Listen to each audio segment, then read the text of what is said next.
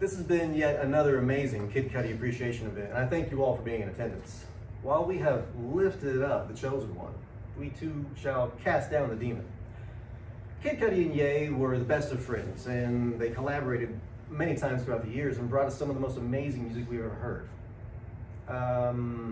But all good things gotta come to an end, and just like Aaliyah, Ye let it go to his head.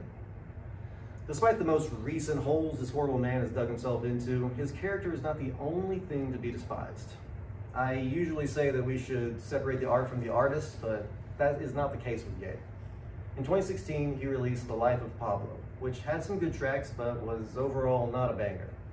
In 2018, he hyped us all up by promising Yandhi, the album to end all albums. Asking us to be so hyped for an album that would never have an official release was just evil. Although an unofficial version was leaked online, but it was later removed. He then went on to do his Sunday services, and although they were inspiring, they were a bit lackluster. All we wanted was Yandhi, but we were never to have the awe-inspiring, incendiary work of art we were all promised. But when things get so hyped, they often can't be delivered upon, much like Styx and Kilroy Was Here.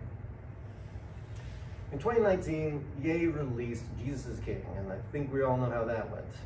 Kid Cudi didn't make an appearance on the album, and although that isn't the sole reason for the album being so stinky, it certainly didn't help. The album was a paltry 35 minutes long, and largely served as a vessel for Ye to express his newfound zeal. Sure, it won several awards, but it pales in comparison to his earlier masterworks. The track Closed on Sunday was an abhorrent nonsense track which repeatedly referenced Chick-fil-A's odd business hours. In 2021, Donda was released, and while it was a commercial success, it was mostly filler tracks. Ye seemed to take the criticism of Jesus is King's short runtime to heart and make Donda an almost insufferably long 2 hours. Ye claimed that Universal released the album without his approval, altering and seemingly removing tracks, and an anonymous source at the label cited this as preposterous. Then, out of sheer insanity and innovation, Ye released the stem player, colloquially known as the Donda stem player, presumably because the only thing the stem player could play was the album Donda. An interesting device with a hefty price tag of $200 and bare bones features, it truly is the creation of an evil man. In 2022, Donda 2 was released, exclusively for the stem player, and since I have no intention of buying the stem player, I have not listened to it. Sure, the tracks are available on other platforms, but unlike Ye, I am not a thief. The nails in the coffin are his most recent controversies. Anti-Semitism and claiming that he likes Hitler. He also claimed that Hitler invented the microphone and the highway, which on top of being horrible and crazy is just historically inaccurate. He defended Bill Cosby during his allegations and accusations.